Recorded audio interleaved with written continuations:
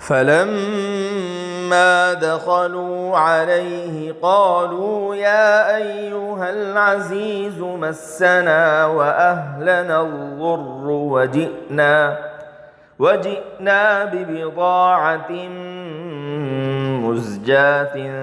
فأوف لنا الكيل وتصدق علينا ان اللہ یجزی المتصدقین۔ پھر جب یہ لوگ یوسف علیہ السلام کے پاس پہنچے اور التجا کی کہ اے عزیز مصر، ہم اور ہمارے گھر والے بڑی تکلیف میں مبتلا ہے، ہم ایک حقیر پونجی لے کر حاضر ہوئے ہیں، پھر بھی آپ ہمارے لیے پورا غلہ عنایت کر دیجئے اور ہمارے ساتھ مہربانی کا معاملہ فرمائیے، بے شک اللہ تعالیٰ مہربانی کرنے والوں کو بہتر اجر عطا کرتا ہے۔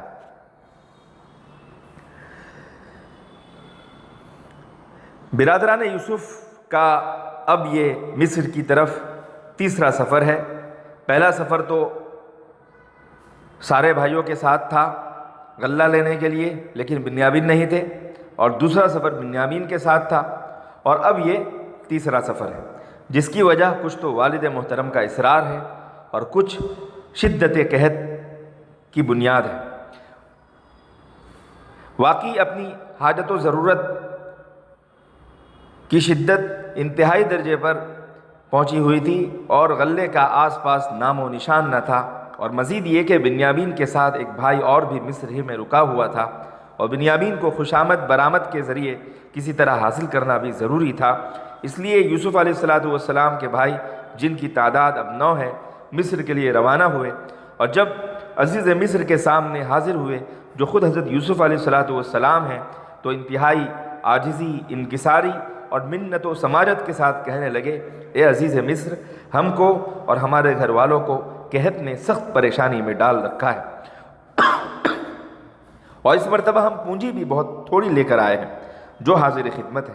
اب معاملہ خرید و فروخت اور لین دین کا نہیں، بلکہ ہم پوری اور اچھی قیمت ادا کرنے سے ہی قاصر ہیں، اس لیے آپ کی خدمت میں ہماری یہ درخواست ہے کہ از راہ کرم ہمارے اوپر مہربانی فرمائیے اور ہم کو غلہ پورا تول کر دے دیجئے، اور ہمیں ضرورت مند سمجھ کر اپنی جانب سے احسان فرمائیے۔ بلا شبہ اللہ تعالیٰ صدقہ خیرات کرنے والوں اور نیکی کے کام کے اندر آگے بڑھنے والوں کو بہترین سے بہترین بدلہ دیا کرتا ہے۔ قالوا یا ایھا العزیز، آیت کے اس ٹکڑے سے یہ بات معلوم ہوتی ہے کہ حاجت و ضرورت کے وقت مخلوق کے سامنے انکساری ظاہر کرنا، بشرطے کہ مخلوق ہی کو حاجت روا نہ سمجھ لے، ہرگز حق تعالیٰ کی شکایت نہیں، بلکہ بلا تردد جائز اور درست ہے۔ یہاں ایک سوال پیدا ہوتا ہے کہ حضرت یعقوب علیہ السلام نے بیٹوں کو یہ حکم دیا تھا کہ جاؤ یوسف اور اس کے حقیقی بھائی بنیامین کو تلاش کرو، اور بیٹے بجائے اس کے عزیز مصر کے پاس پہنچ کر پہلے غلہ لینے کی سعی میں لگ گئے۔ آخر ایسا کیوں کیا؟ جواب یہی ہے کہ دراصل انہوں نے یہ سوچا کہ منت و سماجت سے عزیز مصر کو خوش کر کے پہلے بنیامین کو حاصل تو کر لے جس کا پتہ معلوم ہے، پھر یوسف کو تلاش کریں گے جو ابھی تک لاپتہ ہے۔ اور طریقہ ان کے ذہن میں یہی آیا کہ پہلے اپنی خستگی، انکساری کا اظہار کرے، غلے کا مطالبہ کرے، تاکہ عزیز کو ہمارے اوپر اور ہماری غربت پر رحم آ جائے، اور درخواست کرنے پر وہ بنیامین کو بھی ہمارے حوالے کر دے۔ فَأَوْفِ لَنَا الْكَيْلَ، یعنی پونجی اگرچہ مقدار میں تھوڑی اور غلے کے اعتبار سے بہت ہی کم ہے اور خراب قسم کی ہے، مگر آپ ہمیں غلہ پورا تول کر عطا کیجئے، ایک آدمی کے بدلے میں جتنا بنتا ہے اتنا دیجئے، جیسا کہ اس سے پہلے مقدار میں پوری اور کھری پونجی کے عوض آپ نے ہم کو پورا غلہ دیا تھا۔ نکمی اور گھٹیا چیزوں کی تفصیل کیا ہے؟ وَجِئْنَا بِبِضَاعَةٍ مُزْجَاةٍ،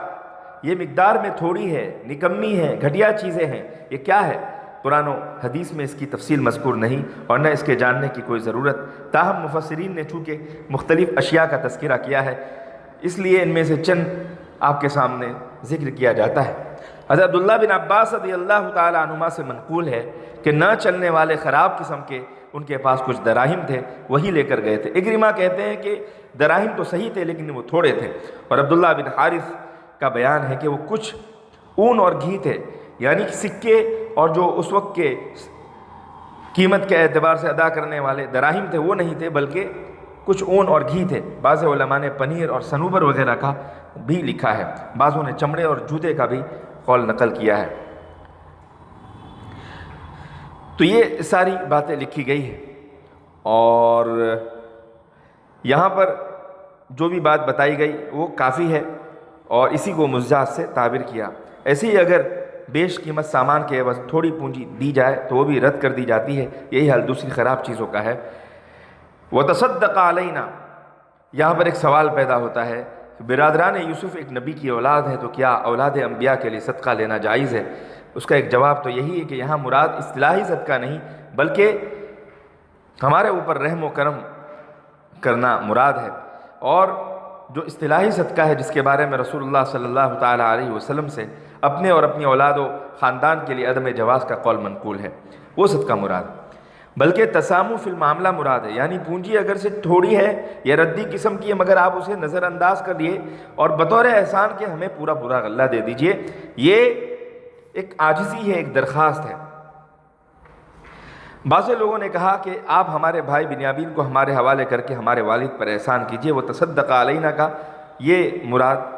معنی لیا گیا ہے، کیونکہ وہ ان کے لیے گمشدہ بھائی کی جگہ تسلی کا باعث ہے۔ بھائی کی واپسی کی درخواست کا حقیقتاً صدقہ نہ ہونا بالکل واضح اور ظاہر ہے، اور اگر صدقے کی حرمت کو رسول اللہ صلی اللہ تعالیٰ علیہ وسلم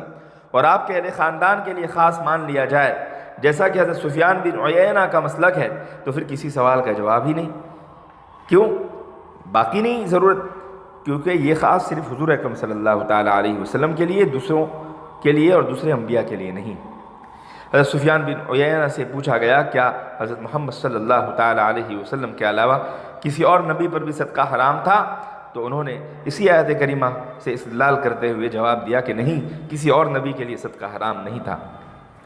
لیکن علماء نے یہاں پر ان کے قول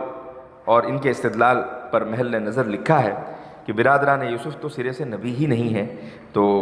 ان کا معاملہ ہی الگ ہے، اور یہ استدلال بئی معنی درست بھی ہو سکتا ہے کہ نبی اور آل نبی دونوں کا حکم باب صدقہ میں ایک ہی ہے،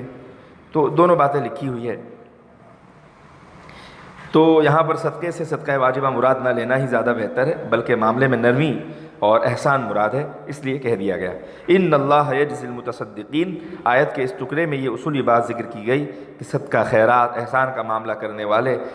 درخواست کرنے والے ہر انسان کو اللہ تعالیٰ بہترین جزا اور بدلہ دیا کرتا ہے۔ اگر وہ شخص مومن ہے تو دنیا آخرت دونوں میں، اور اگر کافر ہے تو اسے دفع بلا وغیرہ کی صورت میں دنیا میں ضرور نفع پہنچ جاتا ہے، البتہ عدم ایمان کی وجہ سے وہ اجر جو آخرت میں ملنے والا ہے اس سے محروم رہتا ہے۔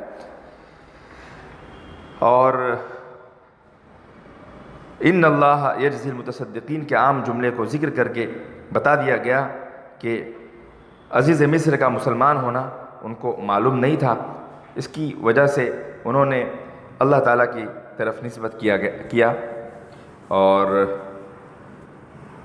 وہ کہنا